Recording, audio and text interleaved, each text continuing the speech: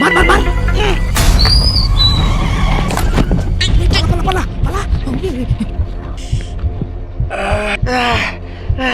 এই কি রে ভাই দাঁড়ান এই তোরা কাজে ফাঁকি দিয়ে এখন বসে নাস্তা করছিস কেন? এখনো তোরা প্লাস্টারের কাজ শেষ করতে পারলি না? স্যার আমরা তো ঠিকমতো কাজ করেই যাচ্ছি।